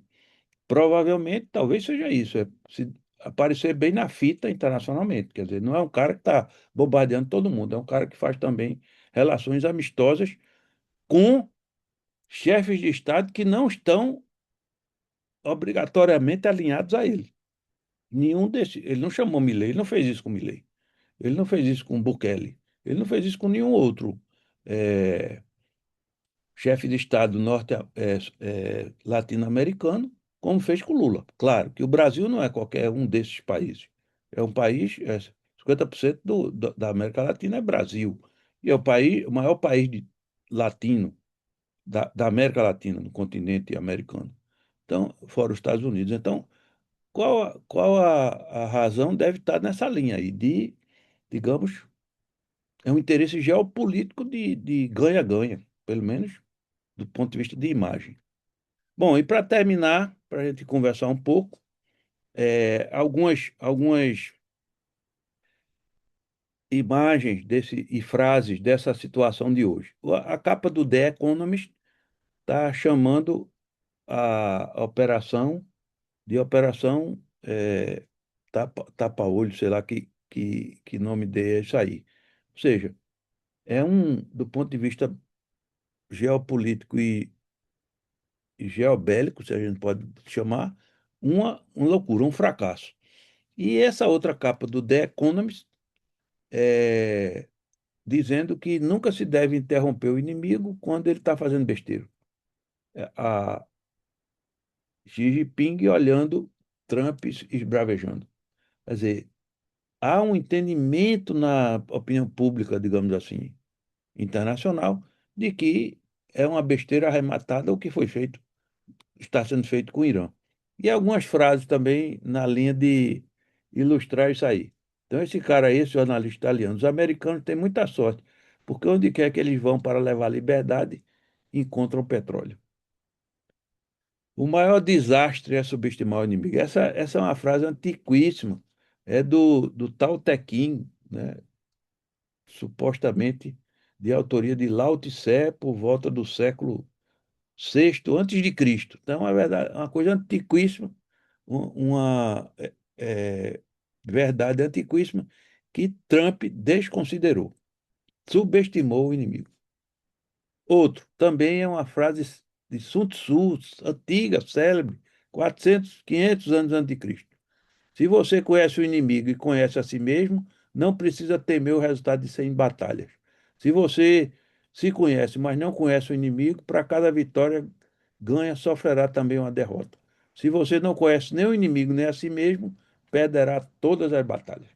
Quer dizer, uma coisa impressionante como é que os Estados Unidos, daquela potência bélica e de inteligência, se mete numa enrascada dessa. E aqui algumas frases do comandante Robson Farinazzo. Eu não sei se vocês já viram ele no seu canal Arte da Guerra no YouTube. Hoje, talvez seja o comentarista que tem mais agu- agudeza, vamos dizer assim, as análises serão mais agudas do ponto de vista bélico. Do ponto de vista geopolítico, é aquele que eu disse, que é o Trevisan. Do ponto de vista bélico, é esse cara aí. Ele foi oficial da Marinha, é um cara que estuda. Eu topava com ele no YouTube várias vezes, mas agora, com a guerra, ele passou a ser muito requisitado. Então, algumas frases dele. Começar uma guerra, até um orangotango começa. Já terminar é um pouquinho mais complicado. Trump é igual aquele gato que subiu na árvore e para descer, está falando o rei, precisa do bombeiro. Subiu, mas não sabe descer. Tudo que o Japão tentou fazer em Pearl Harbor em 1941, o Irã conseguiu fazer em alguns dias no Golfo, bloquear a passagem. A guerra também é existencial para Israel. Isso é uma coisa muito importante que, do ponto de vista de conflito no Oriente Médio, Israel considera que derrotar o Irã é uma questão de sobrevivência para ele próprio, Israel. E isso é uma coisa também importantíssima. O Irã ganha se não perder. Os Estados Unidos perdem se não ganhar. Eu acho ele está parafraseando Kissinger aí sobre o Vietnã. Mas isso é a pura verdade. O Irã ganha se não perder. E os Estados Unidos perdem se não ganhar. E, por fim, e também uma frase muito importante, a atual guerra é a guerra da geração Z, com todas as implicações que isso tem. Quem está conduzindo a guerra, do ponto de vista de inteligência, por parte do Irã, são acadêmicos da geração Z. São pessoas que estudaram nas universidades. O Irã é um dos países que tem mais universitários daquela região ali. Talvez seja o que tem mais universidades e universitários. Então, é um país culturalmente desenvolvido, academicamente desenvolvido, tem um regime lá, digamos assim, teocrático, rigoroso, é uma ditadura teocrática, mas não deixa de ser uma civilização que tem história, né? Tem história e tem cultura. Nunca foi derrotado. Alexandre o Grande conquistou, se eu não me engano, Pasargada ou Persepe, não sei, uma das duas. Mas morreu algumas semanas depois. não conquistou o território, conquistou uma cidade. E, inclusive com o uso da inteligência artificial. Essa é a guerra da inteligência artificial, dos drones, essa guerra que vai mudar, segundo os especialistas, inclusive o próprio Farinazo, vai ser a guerra que vai mudar o estilo de fazer guerra, sobretudo no que diz respeito à potência naval, à força naval. Bom, e para terminar, algumas conclusões. Primeiro, é absolutamente fatal subestimar o inimigo. E eu falo isso do ponto de vista bélico, do ponto de vista concorrencial, das empresas também. Dois, quem se prepara tem vantagens. O Irã se preparou quase 50 anos para essa guerra. Se preparou em minúcias. Ele fez jogos de guerra, ele simulou situações, ele fez seminários sobre como. Ora, 50 anos se preparando para um ataque que ele sabia que ia acontecer mais cedo ou mais tarde. A ordem mundial pós-45 foi mais abalada do que em qualquer outra guerra anterior recente. A ordem foi, se ela estava em processo de ultrapassagem e de caducidade, a guerra acelerou. 4. Os Estados Unidos terminaram dando mais alguns passos em direção ao abismo do seu declínio como potência hegemônica mundial. A gente viu ali pelo vídeo. A, a dívida pública norte-americana está se tornando impagável. 5. A China saiu enormemente fortalecida. O grande ganhador dessa história toda não é o Irã, é a China. Sem dar um tiro, aumentou o seu poder mundial enormemente, inclusive do ponto de vista bélico. Os Estados Unidos, para abastecer de mísseis a sua própria frota e Israel, ele teve que trazer os mísseis lá de Taiwan, aqueles mísseis que estavam ali naqueles países da Ásia para proteger o Japão e Taiwan. Estão todos lá, ou seja, está desarmado. Se a China quisesse amanhã invadir Taiwan, não ia ter como os Estados Unidos ia ter como retaliar imediatamente. 6. Se o Irã se resistir, vai se transformar numa nova potência do Oriente Médio em parceria com a Rússia e a China. E 7. Os BRICS saem fortalecidos. Aparentemente, os BRICS tinham sido enfraquecidos, pelo contrário. Se o Irã resistir, os BRICS sairão fortalecidos e o Império Americano um, terá dado passos em falsos muito importantes. Bom, aí terminou mesmo. Pronto, abrimos o microfone para a nossa conversação. Deixa eu abrir aqui também a minha tela. Pronto. Muito bem. Está aberto a sessão de comentários. Aberta a sessão de comentários. Patrício falou aqui que a Anthropic, com a sua inteligência artificial, Claude, pulou fora mesmo antes da guerra começar. Imagina um país com toda essa tecnologia perder para a civilização que nem inteligência artificial tem. Ela tem inteligência artificial chinesa. Mas ele teve que desligar a internet, né? O problema lá no Irã é o seguinte: ele puxou a tomada da internet, montou uma rede própria, porque a inteligência artificial de Israel, principalmente, que é fortíssima nisso, identificava qual era o prédio que devia bombardear pela quantidade de pessoas que circulavam lá. Se tivesse muita gente jovem, homem jovem, bomba no prédio, não quer nem saber, porque a chance de ter pessoas ligadas à resistência era muito grande. Então, ela tem a inteligência artificial que ela tem é a chinesa, mas é de uso, digamos assim, restrito aos escalões dirigentes. Muito bem, está aberto. Vamos lá, perguntas. Rico, eu tenho ouvido falar que mesmo que a guerra acabe hoje, as consequências perdurarão durante muito tempo. Sim, Isso não é uma tem a menor realidade, dúvida. né? Você Não concorda? tem a menor dúvida. Mesmo que ela Isso vai acabasse hoje, até 2027. ela vai acabar, ela não vai demorar muito, sabe por quê? Porque o Estreito de Hormuz não pode ficar estrangulado muito tempo. O Japão não tem reserva nem de petróleo para demorar 3 meses, se eu não me engano. A China foi que se abasteceu, mas o Japão não tem. A Indonésia, se eu não me engano, é uma semana, é um horror. Então, tudo leva a crer que a guerra não vai. Se houver uma escalada lá, aí, meu amigo, aí prepare-se para uma recessão mundial. A Agora me diga situação, uma coisa, eu concordo praticamente com tudo que você colocou, inclusive muito bem colocado, parabéns. Você aceitaria o Irã ter uma bomba atômica? Não. se eu fosse o Irã, eu estava atrás de uma bomba, se eu não já Não, não, eu tivesse. digo o mundo. Você acha que seria mais seguro com ele com a bomba atômica? Infelizmente, Fred, porque eu acho que, inclusive, o Brasil deve ter a sua bomba atômica. Porque como é que você não é respeitado se você não tem bomba atômica? Infelizmente, a situação é essa. Por que que o Irã está sendo atacado? Porque ele não tem bomba atômica. Tá. E ele não. Você acha que essa ideia do sionismo, quer dizer, de Israel, de temer que todos os países querem acabar com ele, você acha que isso é real ou é sei lá, uma colocação assim ao léu? Ou você acha que existe realmente o Irã que quer acabar o Israel? Veja, o que há, eu acho que desde o início Israel usou o teste. Eu não posso nem dizer isso, se tiver gravado. Mas ele está usando uma referência bíblica. Inclusive, o grande Israel, que vai do Tigre a, do Tigre ao Nilo, é o grande Israel, é uma, digamos assim, inscrição da Bíblia.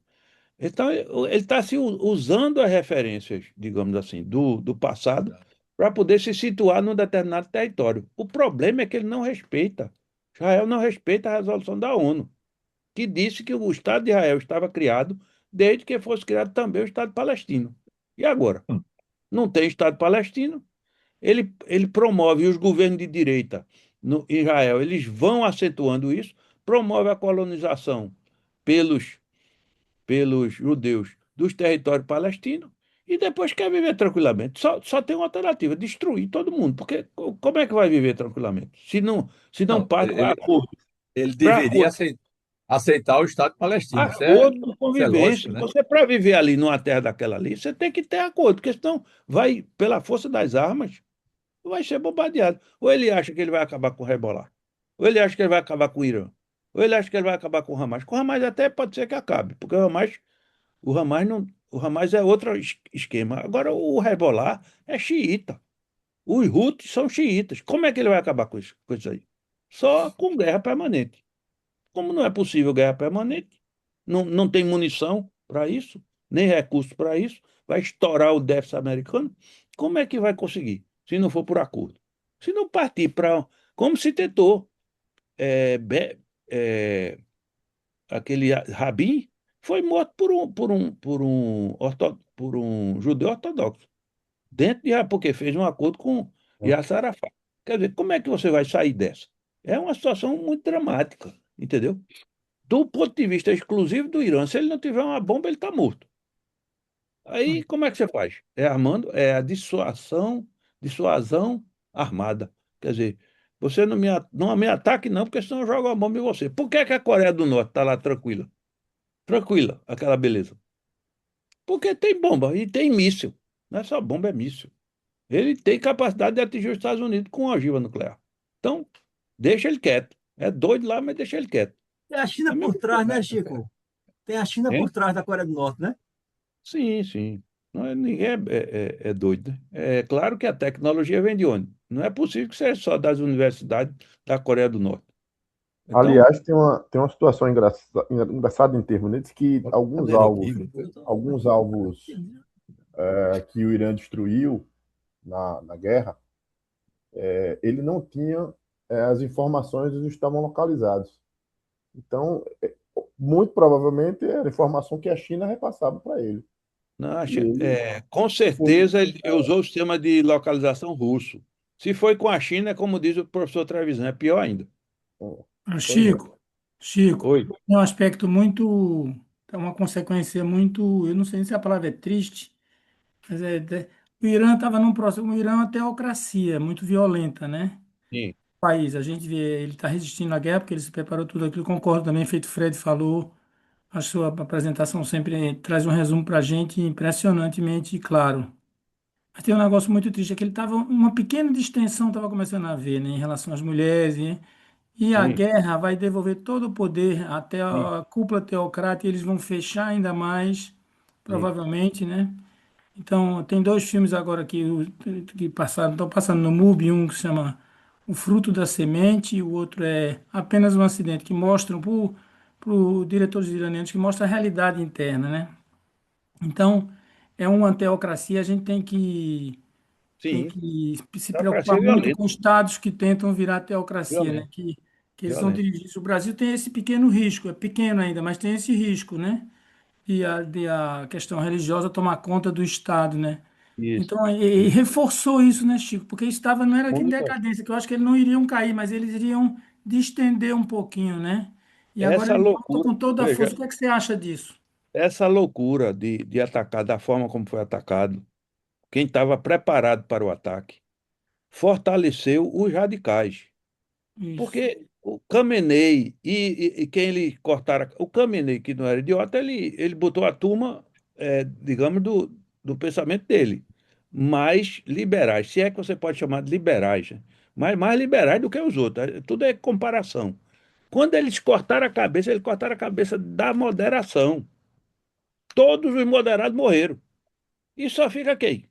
Os radicais. E os radicais, a guarda revolucionária que quer ver o sangue. é, Veja, porque eles têm uma guarda revolucionária. Eles sabiam, quando eles fizeram a revolução, esses caras só sabiam, não sou idiota. Quando eles fizeram a revolução, eles sabiam que eles não se manteriam com o exército. Porque o exército é de Estado, né? O exército é de Estado. O exército Bom, em tese, o exército não é para estar apoiando nenhuma facção política. Aí o que é que eles fizeram? Eles não deixam de ser uma facção política, uma parte política. Fizeram uma guarda revolucionária, que tem tanto poder quanto o exército. Lá a turma quer saber de conversa, não. Quem faz a repressão às manifestações é a Guarda Revolucionária. Pelas Ela é contas, independente, morreram né? mais de Ela é 40 mil independente, pessoas. né? Independente, né? Ela só se liga ao chefe supremo, ao Ayatolá Supremo. Então, o sistema político é um sistema extrema. Acima de tudo está o Conselho dos Guardiões, que elege o Ayatolá Supremo. E abaixo do Conselho de Guardiões está a Guarda Revolucionária. Então, ela toma conta. Foi ela que fez a repressão das manifestações. Segundo conta aí, responsável pela morte de mais de 40 mil pessoas, com tiro na cabeça. A conversa é essa, não. Não tem conversa, não. É tiro na cabeça. Agora, o problema é o seguinte: é que, pelo que se conseguiu apurar, o apoio ao regime teocrático aumentou bastante, mesmo na Isso. população que não é teocrática. Por quê? Porque está em risco o É o destino da nacionalismo, né? nação. O O nacionalismo, destino da minha nação pátria. está em risco. Quer dizer, tudo isso foi cometido, rapaz, com uma completa falta de estratégia. Quer dizer, Concordo com você. Do tiro no pé do mais alto nível. total, rapaz. Como é que ele sai? Total. Agora não sabe como sair. Agora, Veja, eu acho que é o grande problema dos Estados Unidos, quer dizer, acho que foi um tiro no pé monstruoso, quer dizer. Agora, essa dívida pública, para mim, vai ser o grande problema, não só dos Estados Unidos, como mundial, viu? Porque eu acho que agora vai demora piorar. muito para o dólar deixar de ser uma Vai referência. piorar. Vai piorar. Agora, ele caindo dá uma total disrupção na Ó, o que economia é que vai mundial. acontecer? O que é que vai acontecer? Como você disse, independente da guerra acabar amanhã, o estrago está feito. O estrago está feito. Vai aumentar a inflação mundial. A inflação de todo canto vai aumentar. Você viu A o energia vai. GPDI hoje? Você Hein? viu? O Não sei. GPDI hoje Vi não, vi não. O que foi que deu houve? 2,41 no Pois mês. é. O problema é esse. Aumenta tudo. Aumenta tudo. Aumenta todos os insumos. O que sai, fertilizante, o que sai dali é potássio, não sai, não, tá tudo preso, não sai nada, tá tudo dentro lá não passa pelo Estreito de Hormuz. Então a inflação vai aumentar. Com inflação alta, juros altos. Juros altos, maior dívida. Ou seja, é a espiral, é o quadro, como é o ciclo vicioso da espiral inflacionária, juros e aumento da dívida. No mundo inteiro, porque a energia pega todo mundo. Então é É, essa situação, ou seja, um erro estratégico que cria uma geopolítica situação, monstruosa. uma, uma, Que não teria, que, Teria alguma solução? Você acha que teria alguma solução Acabar com diplomática a com guerra ele? amanhã, acabar com a guerra Não, não, amanhã. eu digo antes da guerra, quer dizer, teria alguma solução diplomática com o Irã? Tem, rapaz. O que foi que Trump fez? Obama, com todos os defeitos de Obama, Obama fez um acordo de não proliferação com o Irã. Estava estabelecido lá, que só pode enriquecer, não sei o quê. Trump, a primeira providência que ele fez, anulou o acordo. Anulou o acordo unilateralmente. Por quê? Porque foi Obama que fez. Veja o nível que chega o negócio.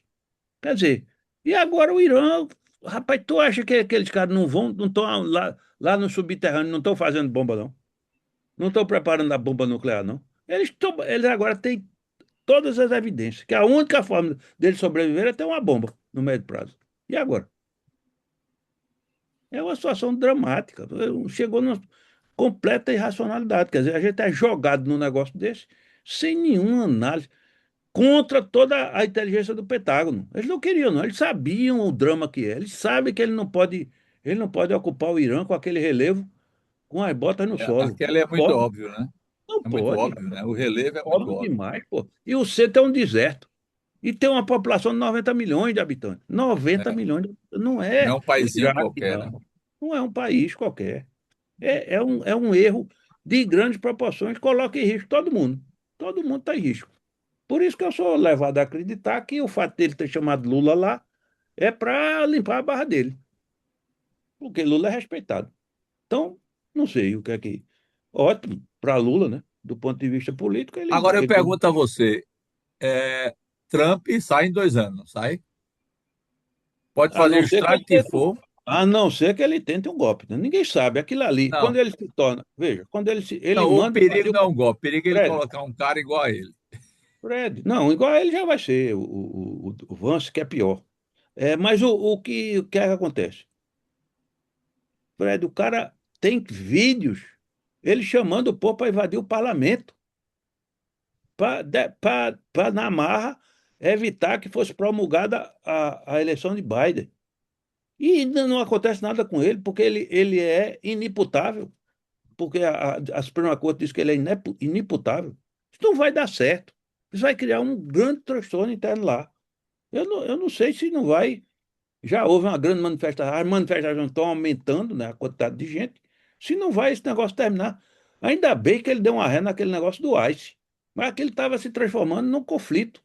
Num conflito ia terminar. Mas ele deve perder a eleição agora, né? Vai. Deve. Mas o que é que ele vai fazer, o doido? Ninguém sabe, né?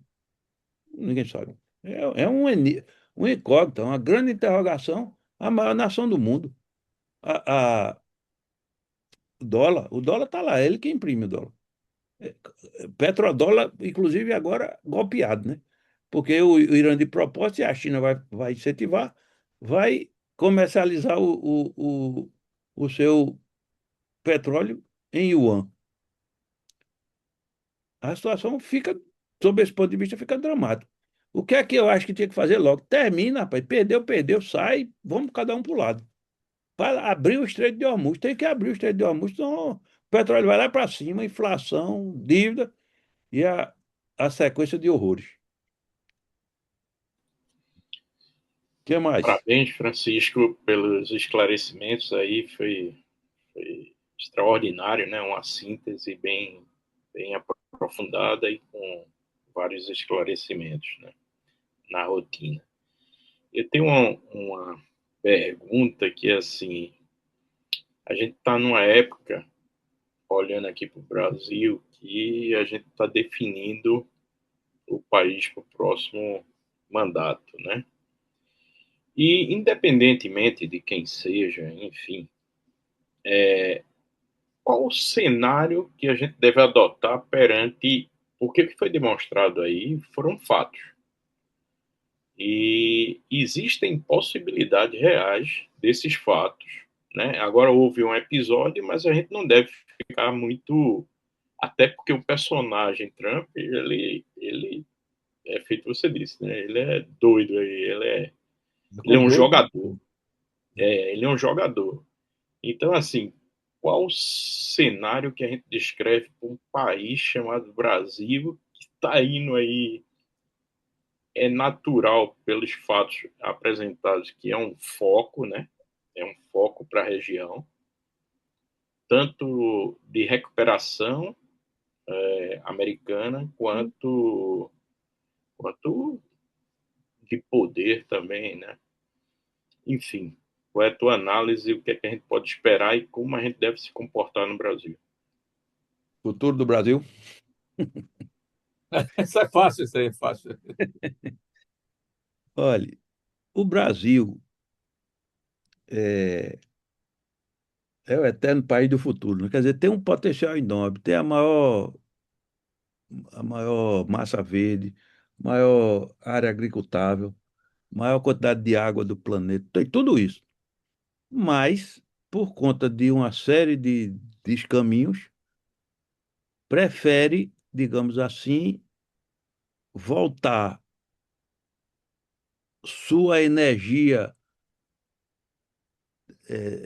de debate, né? Toda a energia para um debate que seria um debate sobre o futuro do país, para saber se quem deve governar o país é a turma de Bolsonaro ou a turma de Lula. Quer dizer, fica nesse embate aí, a eleição toda vai se restringir a questões menores, o futuro não é debatido, né? O futuro, a necessidade, a questão, problemas sérios do país, crime organizado avançando a passos largos, é, a, a, a janela demográfica se fechando, O a endividamento, Previdência, né? a Previdência se colocando em situação crítica, milhares de jovens, uma geração inteira sendo mutilada pela tal da moto, sem nenhum controle, zero controle de moto. As pessoas, as UTIs superlotadas de pessoas mutiladas e mortas, de uma juventude mutilada e morta, porque não se discute isso. Vai se discutir o Banco Master, não sei o quê, não sei o quê. Ou seja, isso aí não vai. Tudo acessório. As questões essenciais não são discutidas. E aí fica difícil você pensar no futuro de um país que tem a dificuldade enorme de discutir o que é essencial. Eu acho muito grave isso, muito ruim, porque você não simplesmente vai para o acessório. A eleição vai ser contaminada por isso, não tenha dúvida, não. Não vai ser contaminada por inteligência artificial. Parece um vídeo de uma senhora olhando um vídeo que aparecia Bolsonaro sentado, com camisa, com roupa de presidiário, numa cadeira, levando tapa na cabeça de Lula. Muito bem feito. O negócio, você olhava assim, a mulher dizendo, sinceramente, coitado, além de preso, ainda está apanhando. Você imagina o que é que vai ser. Veja, esse Não é o tem. nível. Esse é o nível, não é outro, não. Como é que vai ser? Se a gente não discute o que é E outra essencial. coisa, o endividamento, né, Chico? Você sabe muito bem, endividamento e o incentivo ao consumo. É um Além disso, negócio. é um problema muito gravíssimo. As betes que estão Pet, drenando rapaz. dinheiro, betes estão drenando dinheiro. O sujeito lá jogando, o cara fez uma pesquisa recentemente, aquele Quest, não entendia por que não aparecia o problema das betes nos grupos mistos de qualitativo. Aí fez um grupo só de homens. Lá para as tantas conseguiu descobrir. Os homens apostam escondido das mulheres. Aposta escondida da mulher. Você acredita que alguém vai. Aquilo ali é isento? É a mesma coisa que a Caixa Econômica. Não é não. Não é não. A Caixa Econômica é auditado lá. O algoritmo não é viciado para ganhar sempre, não. O algoritmo, porra, dá a possibilidade do cara ganhar um pedacinho, daqui a pouco só faz se lascar e pronto, não larga Lógico, mais lógico. e se acaba com tudo. Quer dizer, vai se discutir isso? Não, não vai se discutir isso. O que eu estou Vai se entendendo, então, discutir se deve fazer impeachment do ministro do Supremo, é essa a discussão. É essa a discussão que vai ser na eleição, infelizmente. Não tem jeito. estou entendendo, então, que o país ele é vulnerável perante toda essa estratégia mundial e essa estratégia da América. É isso que ele se fragiliza. Ele se fragiliza na medida em que Fragiliza. não consegue definir o que é prioridade. Não consegue definir o que é prioridade. O endividamento, como o Fred está dizendo, a níveis assustadores. A bancarização, que seria uma coisa, em princípio, bem-vinda, porque faria as pessoas terem acesso ao banco, virou um arapuca, porque é o lugar por onde facilita o empréstimo a juros extorsivos, juros sobre juros. Já dizia Einstein, a maior força do universo não é a força atômica, não. É o juro composto. É o juro sobre juro. Não há quem consiga pagar. Quem entra num rotativo de cartão de crédito não paga. Teve um amigo meu, colega de turma, cara, entrou no cheque especial, se abestalhou, renovou, daqui a pouco não sai mais, não sai mais. E teve que pedir ajuda, pelo amor de Deus, para poder pagar o empréstimo, senão estava morto. E aí, Chico, eu acho que como tudo se politiza, né? O governo faz o desenrola, que é uma enrolação, foi muito bom para os bancos, né? Mas é uma enrolação, porque você sabe muito bem que a gente está no período eleitoral e ele está fazendo vale tudo. Por exemplo, a discussão 6x1 é de uma inoportuna. Não que a discussão não seja importante, eu acho que é importante, mas pós-eleição, né? E não eivada total depois eleitoral. E o que aconteceu? Estão discutindo, inclusive tem um filme que o próprio presidente diz que a mulher precisa descansar mais. A pesquisa mostrou que o seguinte, o segundo dia que vai ser descanso, todo mundo vai fazer um bico para ampliar a renda. Então, não que eu acho que devo discutir isso por nós, que sim, mas discutir isso de uma maneira mais técnica, e não. Todo mundo está dizendo que é para a mulher descansar, que o cara tem um dia mais... Ninguém vai descansar no sexto dia. A pesquisa mostra isso. Quer dizer, é uma confusão, isso está causando, é como você diz, não se discute o básico. Não se discute o básico. Aí fica você discutindo o acessório. O acessório vai de qualquer coisa, depende do interesse. Agora tem uma pergunta aqui. A grande mídia, capitaneada pela direita, extrema-direita, vem distorcendo descaradamente esse encontro do presidente Lula com Trump. Lula não baixou a cabeça, não permitiu ser desmoralizado como ocorrido com outros líderes. O senhor acredita que nossa imprensa representa uma ameaça às eleições e à nossa democracia? Com relação a esse encontro, Lula se saiu fortalecido. Sim, eu acho que Lula se saiu fortalecido. Afinal de contas, foi para um embate que corria o risco de Trump fazer uma pegadinha, como ele fez com vários outros, mas saiu muito bem. A imprensa, veja, como a sociedade está dividida, meio a meio, ela está rachada no meio. Metade vai votar em Bolsonaro e seus descendentes, e outra metade parece que vai votar em Lula e tem um pedaço do meio que está ainda em dúvida. Se a sociedade está dividida, o que é que a imprensa faz? Ela tenta mimetizar essa sociedade, oferecendo, digamos, conteúdo para um e para outro, para não ficar, a grande imprensa, para não ficar taxada como de um ou de outro. Aí dá uma no cravo, está na ferradura, no cravo, na ferradura. Tem comentaristas que comentam que Lula foi bem, tem outros que comentam que Lula foi muito aquém do que podia, não sei o quê, e fica essa coisa. Ou seja, a imprensa está reproduzindo a divisão da sociedade e também ajudando a que essa divisão permaneça, né? Infelizmente, é a nossa situação hoje. O país dividido. Dividido sobre aquilo que é acessório. Não é dividido sobre o que é essencial. Esse é o nosso triste destino atual. E fez-se muito mal ultimamente a isso. Eu não acredito que tão cedo esse clima seja revertido, infelizmente. Infelizmente. O que mais? Chegamos às 21 horas. Antes de eu me esquecer, dê o link daquele rapaz, viu? Mande. Tá, vou mandar. Vou... Muito bom aquele cara. Muito não sei bom, nem muito quem didático, mas ele rapaz. muito É muito didático, muito didático. Muito didático mesmo. Gostei muito dele. Mais alguma pergunta?